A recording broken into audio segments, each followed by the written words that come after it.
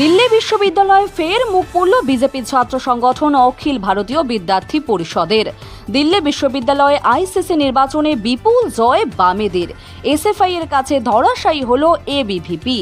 DU internal compliance কমিটির ভোটে খাতা খুলতে পারল না গেরুয়া শিবির। টানা দ্বিতীয়বার এই নির্বাচনে নিজেদের আধিপত্য বজায় রাখল স্টুডেন্ট ফেডারেশন অফ ইন্ডিয়া অর্থাৎ এসএফআই। পিএইচডি আসনে জয়ী হয়েছেন ইংরেজি বিভাগের গবেষক অনন্যা অনিন্দিতা। ফেব্রুয়ারি মাস থেকে চলা 2 দফার এই নির্বাচনে এবিভিপিকে পেছনে ফেলে স্নাতক, স্নাতকোত্তর এবং পিএইচডি 3টি আসনেই বাজিমাত করল বাম ছাত্র সংগঠন। ক্যাম্পাস রাজনীতিতে এই হার বিদ্যার্থী পরিষদের জন্য বড়সড় ধাক্কা বলেই মনে করছে রাজনৈতিক মহল।